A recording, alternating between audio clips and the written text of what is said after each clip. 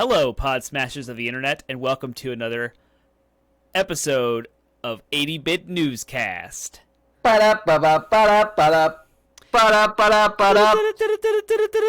We will run everyone here through video game news that you care about, that you've come here to see us talk. We're going to run you through everything that has happened over the past week in the video game industry.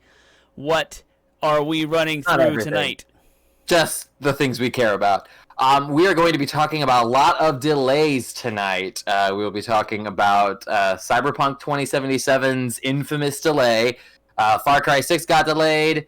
Halo Infinite had someone leave of their project. So just lots and lots of delays and departures. Shadowlands, World of Warcraft Shadowlands was delayed and rescheduled, and that caused a whole bunch of problems. But then we'll finish by talking about something that is kind of cool, and that is PlayStation Plus revealed their games for November. So we will talk about those. So yes, the way the show works is we're going to go through each of those headlines, and we're going to talk about these things we care about. We're going to kind of break them down, give you our opinions, give you our thoughts on them, so it's not just a pure news show. It's more like a pundit show, I guess. We're pundits. Does that make us pundits? We're pundits, yeah. Yep. So yeah, you will hear our opinions, as great or awful as they may be, about these things. And if you like this show, this news show, and you are not familiar with our podcast, you can check out our podcast. An episode just aired, because those also air on Mondays, and you can watch that. There we talk about broader topics in the gaming industry, or topics related to the gaming industry that you care about. But is there anything else? Am I missing anything? Is there any spiel? Our episode this morning was about boss battles and encounters in video games, and we break those things down. They tell their own stories, they change some of the mechanics, or they are the epitome of the mechanics of a video game, and so we just deep dive into those things. You can find our podcast at 80bitpodsmash.com. That's our landing site with all of the podcasting platforms you might want: Spotify, Stitcher, iHeartRadio, Google Play, Apple Podcasts. Please find us there. There's also, if you're finding us on YouTube, you can always catch us live here at twitch.tv/80bitpodsmash on Monday nights at 8 p.m. Eastern and Wednesday nights at 8 p.m. Eastern. We do a video game stream, and we haven't laid out our plans for November, but we will have new consoles. Yes. So we are 10 days away now from the PlayStation 5 launch, which we are both getting, and I cannot wait. I was so excited about what's going on, and it's going to be sweet, and some of that PS5 news does trickle into our show this evening. I am your host, Termite, by the way, and this is... I am also your host, Penguin. We are co-hosts, one might say. Just a little bit of housekeeping. We're going to go through these headlines. We're not going to be paying that much attention to chat, but we do care about your thoughts and your feedback and your opinions and your criticisms and your corrections. So please, please, please, please, please be thinking about those. Even jot them into chat. We'll undoubtedly see them. And we will mention them. We will talk about them. But if you want to hold, we will address all chat questions and all chat comments at the end. So we'll give you a heads up when we're on our last story and let you know that we will be ready to answer chat. So I think that's it. That's that's everything. Without further ado. We're in November. It's November. It's new next gen month, guys. Halloween's over, and now it's next gen. So let's get ready to rumble. Let's copyright it. I can't say that. Let's roll.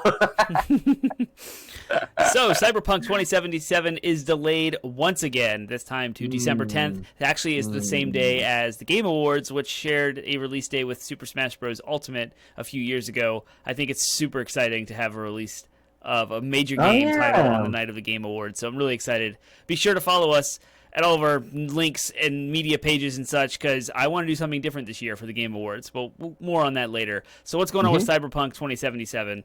We got a tweet that came out. So the article I'm going to be reading some of this information from is by way of The Verge through Addie Robertson, so go give them the click. Cyberpunk 2077 is being delayed yet again until December 10th. Developer CD Projekt Red says it's still working on a launch day patch for the game, which was previously slated for November 19th. It attributes the delay partly to its multi-platform release, which will see the game launch across 2 generations of console hardware, PC, and Google Stadia. Quote, "The biggest challenge for us right now is shipping the game on current gen, next gen, and PC at the same time, which requires us to prepare and test 9 versions of it." The company said in a tweet, "We need to make sure everything works well and every version runs smoothly. We're aware of It might seem unrealistic when someone says 21 days can make any difference in such a massive and complex game, but they really do. Weirdly enough about all of this, the game has gone gold. It went gold officially in early October, and developers promised via Twitter that no more delays were happening. Yet, here we are. The release version is still finished, but CD Projekt Red has been developing further updates for the day of the game's release. This is the time period we undercalculated, they say in a tweet, even after an unanticipated crunch period that has been reported by Jason Schreier over at Bloomberg. So this game just continues to be turning up drama. Thank you. What are your thoughts on this second delay? What do you think's happening? What's going on? I just think that it's a reminder that we have a culture, and there's an aspect of the gaming culture that is announce it and build hype, despite the fact that like announce the release date. They're like, it's like, we want to know the release date, right? And that's partially fueled by us players. We're like, tell me when I can get my hands on this game. But the problem is that's a double-edged sword, because if you set a release date and don't fully anticipate the impact of something like, I don't know, a global pandemic on your development time, then you're just going to disappoint people and make them even more mad. I think most players, I don't remember when the release date for Cyberpunk was originally set, that April release date, but when that was set, like back in 2019, if they had just said in the first place it was going to come out in December of 2020, people would have been like, wow, that's a long time away, but okay, I'm willing to wait for a great game, you know what I mean? I know they couldn't have anticipated everything, but it's frustrating because, I mean, there's the whole crunch aspect too, where it's like, you guys made your people work mandatory overtime and then still had to delay the game. It's just like, I just roll my eyes. I'm just frustrated right now. I want the game to come out good. I think that CD Projekt Red is going to probably have a hit on their hands. And gamers are going to quickly forget and forgive once they have their hands on this incredible, amazing game. But that's what I'm saying. Is like, we shouldn't necessarily, just because the game is good, and just because the game probably will be good, doesn't mean we shouldn't also criticize them when they mess up. And this is another circumstance where I think that it's warranting some criticism. And they probably deserve everything they're getting in regards to criticism for this game. Yeah, it's a mixed bag, and I really wish that I understood more about how companies operate, because there's definitely something at play when it comes to release date announcements and meeting those promises and those initial delays that have everything to do with money, financials, quarters. CD Projekt Red is a publicly traded company in Poland. And I don't know what that means. It's a different country. I'm just ignorant on all of those intricacies of business.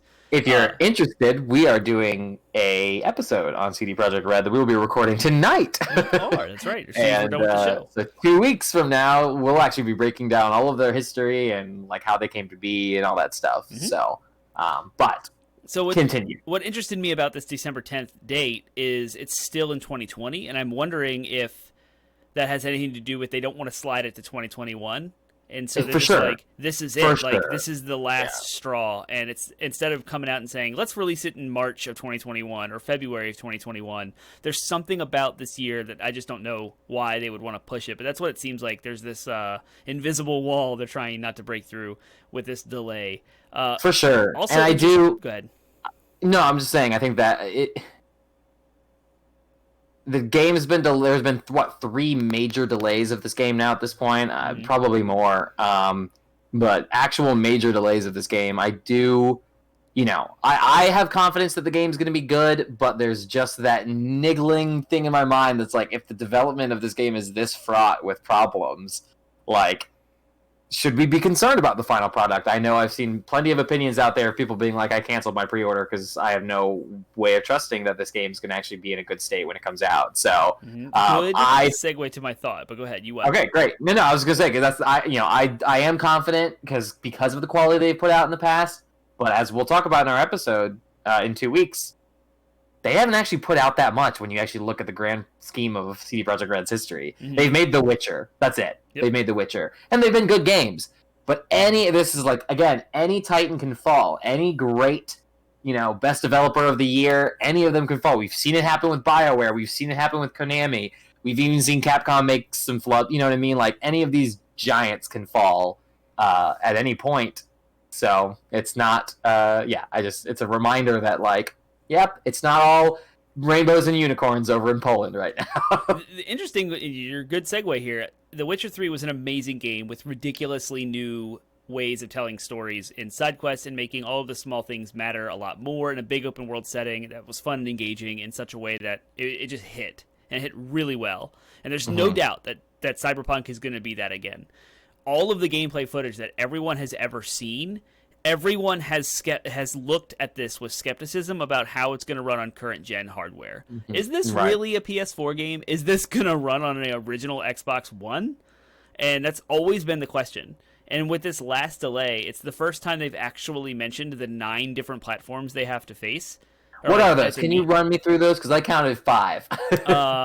The 9 platforms are as follows. I'm bringing up their actual tweet because they listed them. Okay. Did they? Okay. Is Xbox One/X, Xbox Series S/X, PS4 Oh, they're counting the half Pro. steps. Yeah. Uh-huh. Well, it's not. It's Xbox One. It's Xbox Series S, PS4. I guess the half. Yeah, PS5, PC, Stadia. That's 6, and then the half-step consoles being the One X and the PS4 Pro. PS4 Pro. The Xbox Series S and X. So that's 9. If you followed my fingers, that was 9. So they are counting the half-step, the consoles there. So also, CD Projekt Red is a self-published company, so they don't have a publisher to handle this stuff. Yeah. And there's other smaller like devs that will just sign with the publisher because the publisher handles all of these ports, all of that optimization, all of the distribution, the marketing, and they can kind of separate that out and just focus on development. Whereas CD Projekt Red kind of bit off more than they could chew with this. They're doing all of this on their own. They're one company. I mean, they're over 1,000 employees, so they're huge. I mean, it's massive. This budget is massive. And there never has been any question about the quality. I'm sorry. Yes, quality. There's never been any question about the content of this game, the storytelling and the setting and the characters and what it will be when it comes out. It's only now been a question of will it run on current gen consoles? Yeah. And those are the things, those are the consoles that matter the most because we're over 100 million PS4 units sold in.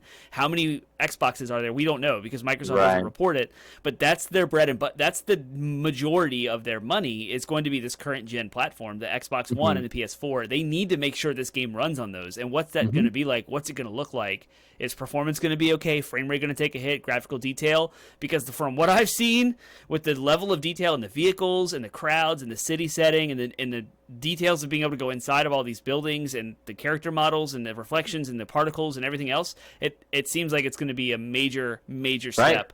At the very least, it's going to have long load screens more than likely on the old gen hardware, which is why people like us who were fortunate enough to be able to snag next gen consoles will be like, this is the best game of all time. Right. Yeah. But like you said, if the PlayStation 4 players are sitting there like, this is awful, you know what I mean? Like, a long load time can kill a game's momentum, and it's looking like that's probably going to be the case. But you can hold me to it, but I might hook up my base PS4, which is a launch model PS4. I might hook it up just to install Cyberpunk. For your first impression? Compare it. Well, not for my first impression, no. I'm going to have a PS5, and I'm going to run this game on PS5 day one that it comes out, December 10th, and I will play it through their boost mode, backwards compatibility, because we know the ingrained like enhancements aren't coming till next year. They've announced that already. So I won't get the full like PS5 enhancement treatment until next year. So I will play it on backwards compatibility, game boost mode, whatever that looks like, and then I might install it on my base PS4 and just to see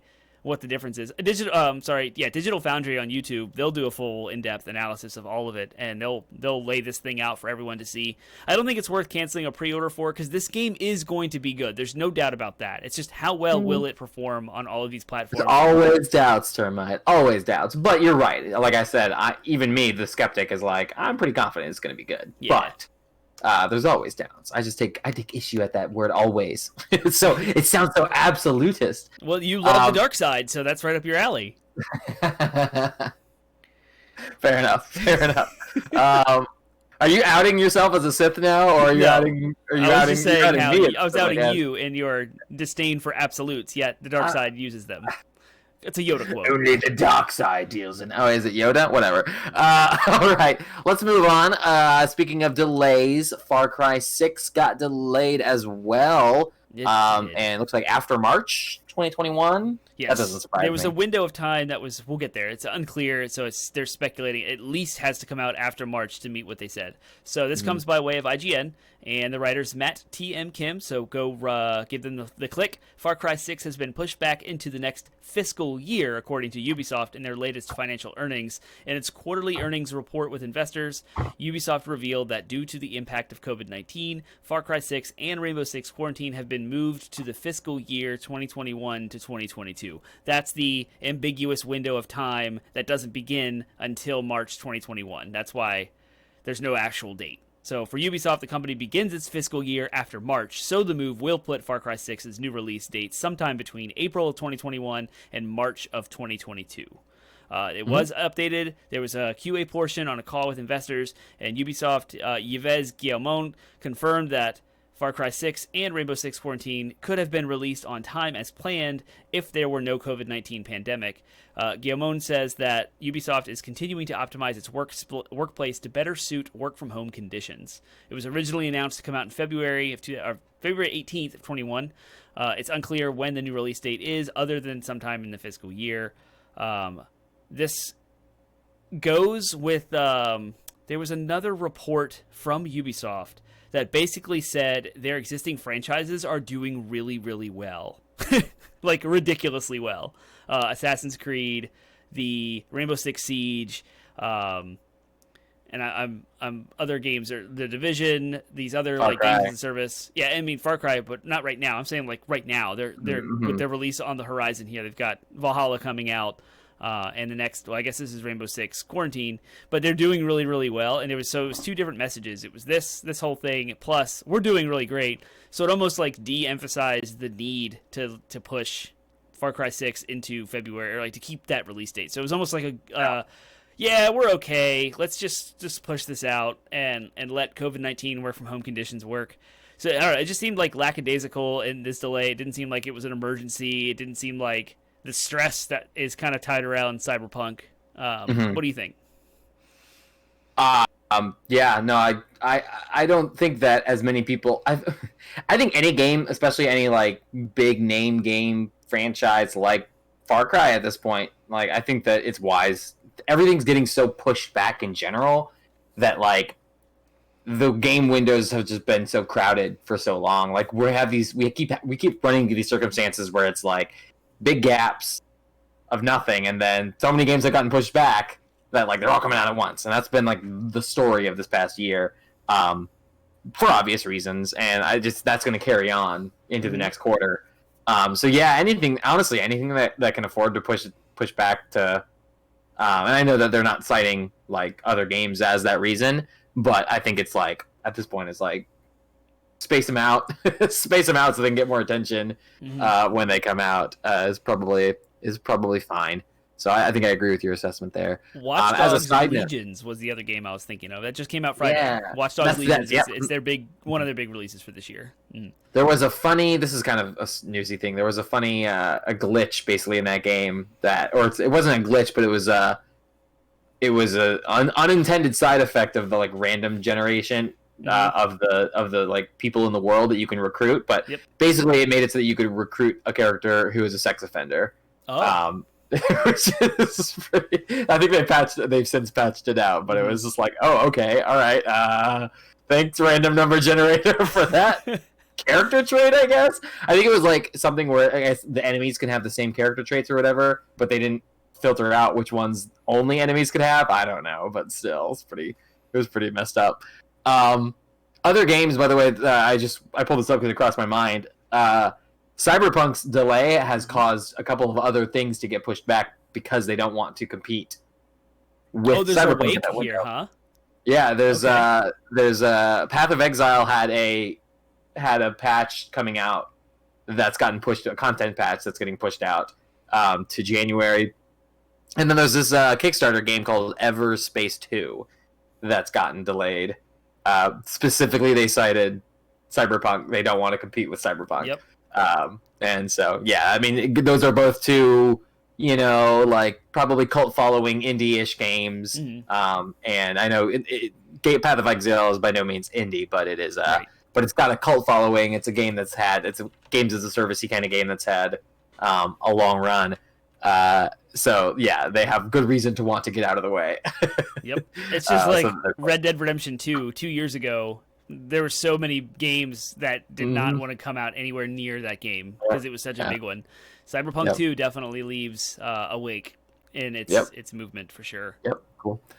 All right, let's change gears a bit, and instead of talking about delays, we can talk about Halo Infinite's continued fraught development as well. Woo! Yeah, this is this article comes by way of the Bloomberg.com by Jason Schreier. Straight up, Microsoft's new Halo game loses top director after project delay. So Halo Infinite, it was delayed. If you guys don't remember, it was supposed to be a launch title. It was going to be a launch title coming out next month on the Series X. You're right, and it did not show well, and the fans definitely had a backlash. And Microsoft listened, and they delayed the game.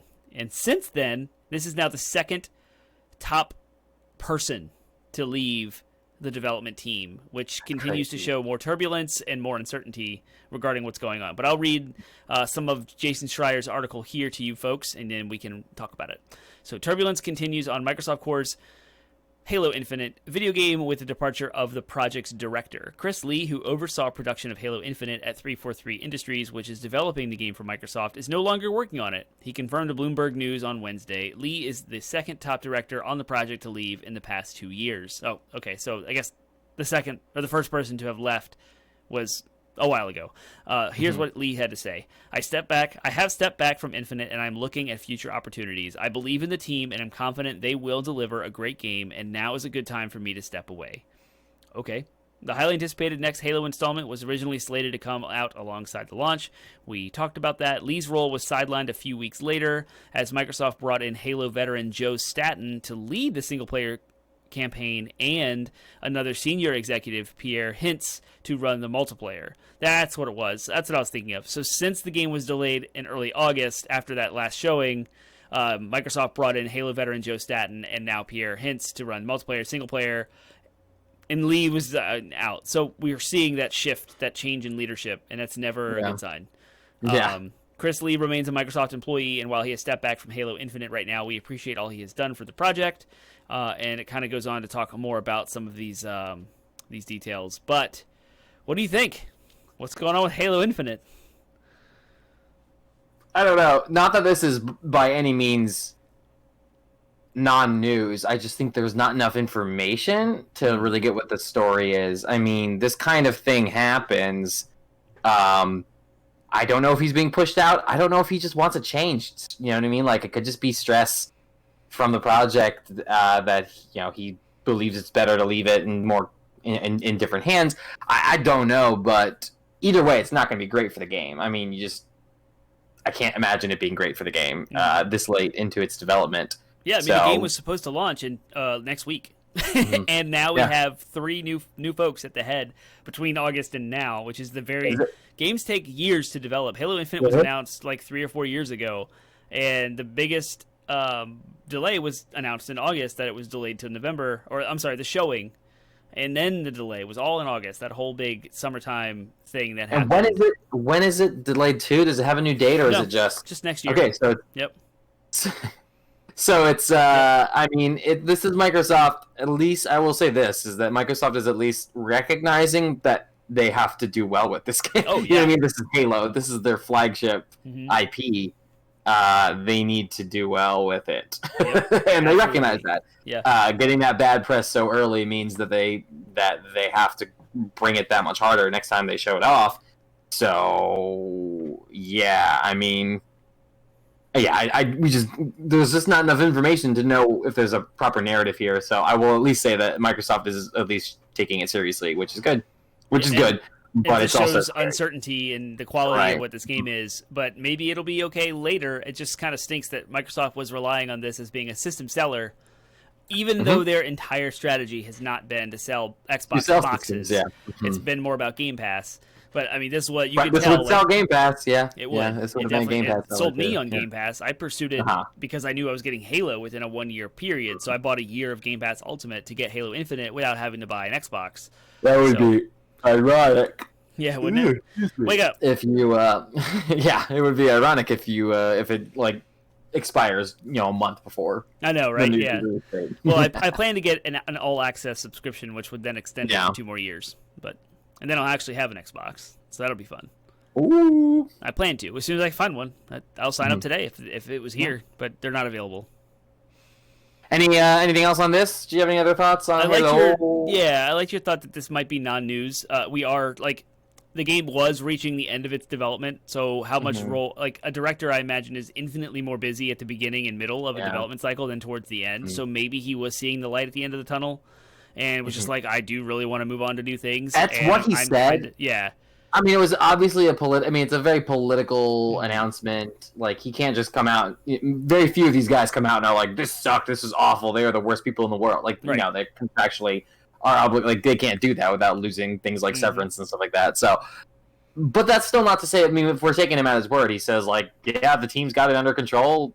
They're going to put out a good product, and these guys are going to see it across the finish line, and I'm going to go do something else." You know what I mean? Like, that sounds like what it is. It sounds like his role is done, and maybe there's some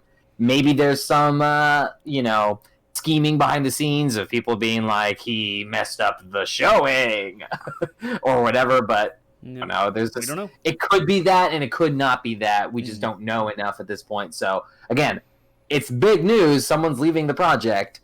So it's not non-news, but there may not be as juicy of a story in here as it may come across. Still important that Jason reported on it. I'm not by any means crapping on Jason Schreier's reporting, but it's just, it's not. I don't think it doesn't. There's no reason, I should say, to believe it's more salacious than it seems. Yeah. On face value. Yep. But cool. All right. So some interesting drama coming out of Blizzard Land. Nothing as crazy as last year's or. It was this year. That was this year. That was. Can you believe it? Blitzchung? Well, the Blitzchung thing was this year. It was January. This time last year, I thought it was November. It was 2020. It was right before. It was right before coronavirus. Well, I mean, coronavirus was happening. It was January. It was crazy. Anyways, isn't that nuts? It's a different world. It is. Time has no meaning. Yeah, seriously.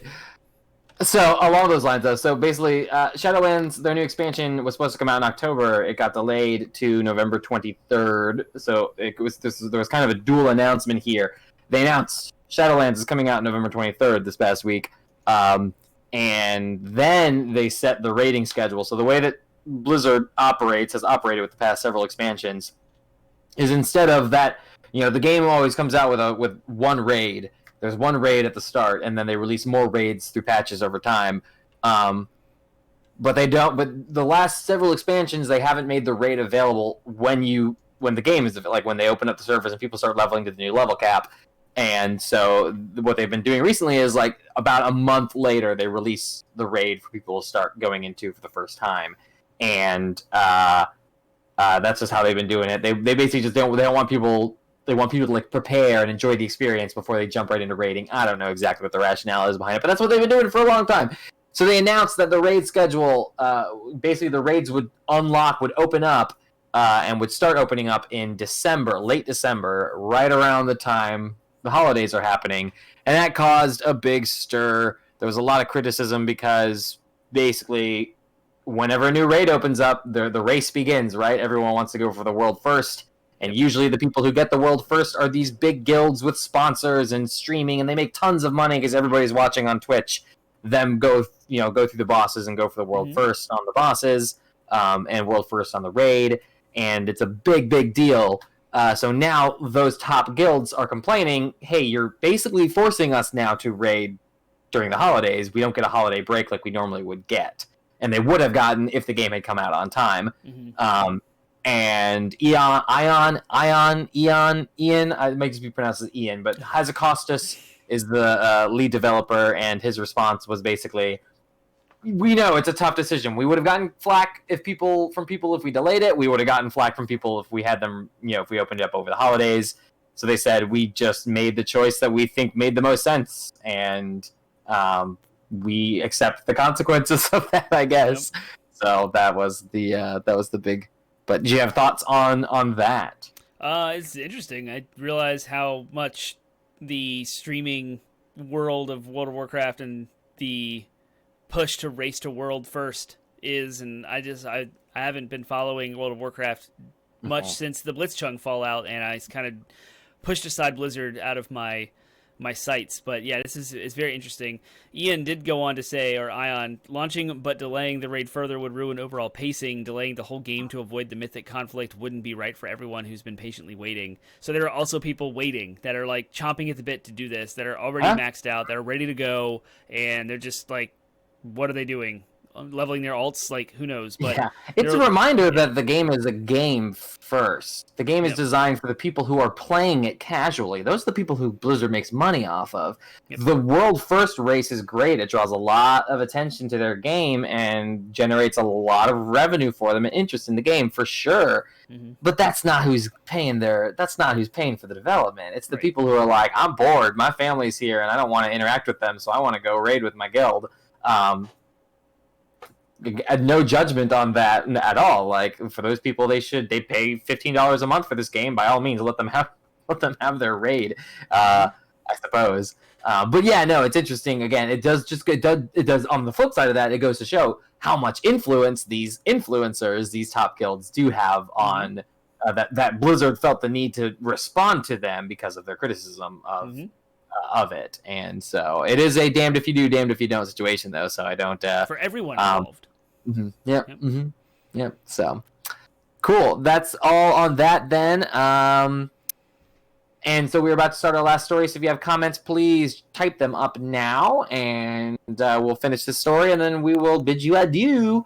So Termite, take it away. Very fast story, but really cool. Sony, over at the PlayStation blog, Nick McGuire says, next month is an extra special one for PlayStation Plus members. As we approach the launch of PS5, we're pleased to share more information about the Plus collection, along with our monthly PS4 games. In November, PlayStation Plus members will receive 2 PS4 action-adventure games, Middle-earth: Shadow of War, which is the sequel to Shadows of Mordor, and Hollow Knight: Voidheart Edition, dropping Tuesday, November 3rd. That's tomorrow. And we're also thrilled to announce PlayStation Plus members who own a PlayStation 5 will receive Bug Snacks when the PlayStation 5 launches, beginning November 12th. So we get a free PlayStation 5 game. That's amazing, in addition to Astro's Playroom that comes pre-installed on every PlayStation 5. So if you don't buy a single game, you've already got 2 quality games to play right off the bat. If you're a PS Plus subscriber, you have... And those are PlayStation 5 games. I mean, and then you have that whole library of PS4 games, and you have the 2 games for PS Plus. So there will not be very compelling. Yeah, there will not be a lack of anything to play on the PlayStation 5. I mean, I'm just looking at it, I'm like, Shadow of War was a game I wanted to play. It had its share of controversy when it dropped, but it's been a few years now. I'd be willing to give that game a shot because I love Shadow of Mordor so much, and I know that Hollow Knight is a widely critically acclaimed game. Very much that's so. Been around for a while, so those are 2 pretty big pulls already. Then to layer on top of that Bug Snacks, which is a game that's gone viral because of its ridiculous name and concept.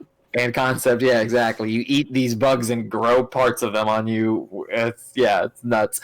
That's very generous, I think, of PlayStation to do on top of the collection where you're going to have, what was it, like 30-something games? 20, yeah, still a lot of games. From PS4. And on top of anything you may just buy. Yeah, it's going to be a lot. I mean, I looked at that and I was like, sweet, that's awesome. I'm going to claim those. And then maybe, if I'm very lucky, be able to touch them sometime next year. The caveat to that story is that Bug Snacks is a PlayStation 4 game, and this PlayStation Plus offering is not for that. This is only the PS5 version. Also, to throw a little bit more confusion in the mix, if you do buy the PS4 version, you will get a free PS5 upgrade outside of this November window. So if you have it and you don't want to upgrade, or you get it later or whatever, you don't miss like this November thing, then you're still okay with that free upgrade path. But I just thought it was interesting that they caveated that. This is for the PlayStation 5 console only, not applicable to the Bug Snacks on PS4. Yep. Crazy. Well, that is it. So I don't see any thoughts in chat. I have a thought. Which is fine. Okay. I'm going to correct myself. Oh, a self-correction. A self-correction. You were correct about the Blitzchung controversy. It happened October 6th, was the Hearthstone Grandmaster streaming event where Blitzchung did throw up the protest. I know, because I was feeling nostalgic. I was like, man, this was the time of year where we were like all up ons. We did our big old bonus episode talking about it. That was fun. I thought it was all in January, but it was fun to hate for a little while. It still is fun to hate a little bit. I still don't We're not have any. usually hateful people, but Yeah. this is one where it was like it was fun to see. It's always there's a little bit of Schadenfreude whenever you see a once great company completely like fail hard, and I don't know, something you don't want it to happen to any of your favorite companies, but if it is going to happen, you might as well enjoy it. Grab some popcorn and enjoy the show. As long as everybody's not, as long as there are still heroes in the gaming industry out there, right? Like as long as there are still people you can cling to, be like they're doing it right. Yeah, unfortunately, it's at the expense of Hong Kong's people. Yeah, I know. That's the unfortunate thing. But Mm-hmm. anyways, that is all on that. So again, we are not only a streaming show on Mondays, but we are also a you can also find this show on YouTube and watch it later. You can find all of the streams we do on our Twitch on YouTube. You can find them here on Twitch too. You can watch them live. So please subscribe and join the fun. Please also check out our podcast. The easiest way to find it is go to 80-Bit Pod Smash, which you can see in our logo right above us, 80bitpodsmash.com. There you'll find our landing website. You can find links to all of our social medias where you can interact with us, Reddit, Facebook, Twitter, Instagram, Discord. Links are in all of our show notes. You can find a link to our YouTube channel, and you can find a link to our Twitch and stuff too. Right? Yep, Twitch is there. it's all there. More than that, you can find download mirrors, streaming mirrors to anywhere you could possibly want to actually listen to our podcast, our content. So please go do all of that and enjoy the episode we just did on bosses. That was fun. And check out next week. We're going to have an episode where we celebrate the fact that it's next gen, and we look back at this previous gen and we talk all about it. It's a good time. It's a roaring good time. This Wednesday, 2 days from now, I will be streaming Genshin Impact. Ooh. That is my plan. I wanted to stream it when it came out in October or at the end of September, but we had a very, very tight lineup of October games to celebrate Halloween. So now I'm going to take the opportunity to stream it before the PlayStation 5 drops. Whoo, doggy. That's it, right? That's it. That's the show. We covered it all. So we will see you later in the week. Woo!